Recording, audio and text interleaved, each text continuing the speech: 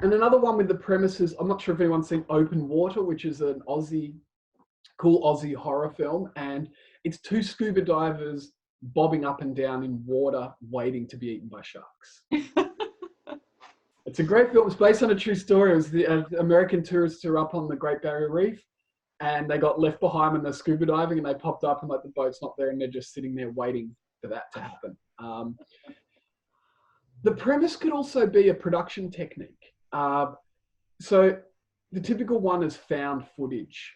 So Blair Witch Project really popularized this, and Paranormal Activity was another example. So this is when the film is just watching film that's being found.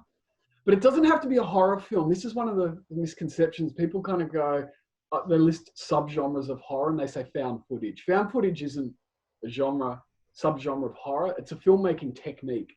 There's a film called Project X, which is a comedy about some university kids having a party at their house, which is found footage. So there are other examples of those ones out there. And another premise idea would be the film Dogville that Lars von Trier made. I'm not sure if anyone's seen it, but it's on a soundstage and they've just drawn tape on the soundstage to denote the different locations and rooms. So it's an experimental film and quite abstract, but a character will just walk from one part of the stage to the other, and that'll kind of say, you know, from the bedroom to the lounge room.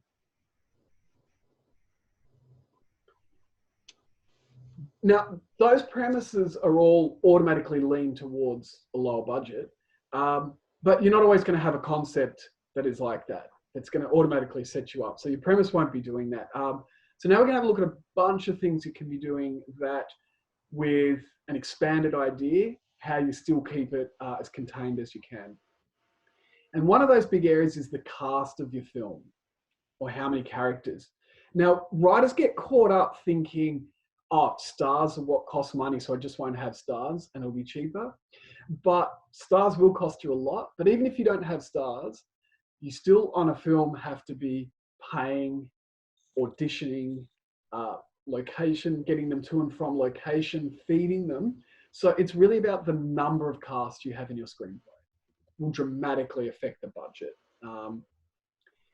Casting takes money in and of itself. If you've got to find a lot of roles, you've got to set up lots of casting days, you've got to get lots of people coming through, and that time you might not actually have with a limited budget. It's pretty easy to kind of, and much cheaper to find, you know, 5 actors rather than 25. So one of the approaches to this is, how do I keep my cast minimal, is to write a film that just has a really small cast. So something like Before Sunrise, if anyone's seen that, which is a really good film, and it's 2 people walking around talking. So really small cast. If anyone's seen a film came out several years ago called Buried, I think it's probably the smallest cast I've ever seen. It's 1 character buried in a coffin underground while they're still alive. And they're talking on their mobile phone, and there's a person off camera. So that's all that we're seeing for the film. So you can come up with a concept that is just very small cast. Your second option for doing this, and I'd argue you want to do it for any screenplay, but your screenplay is, you want the minimal amount of cast to tell your story. So when you're going through and writing it, you want to ask yourself these 3 questions about your cast. And when I'm saying cast, obviously I mean your characters. So do I need this character in my story? If the answer is no, then get rid of them. Do I have 2 characters in my story that are similar to each other? So if they're quite similar, can that 2 characters be blended into one? Because you've still got your same story elements happening. You've just now got to find 1 actor, not 2, to play that part. And the third one is, can different characters be represented by 1 character?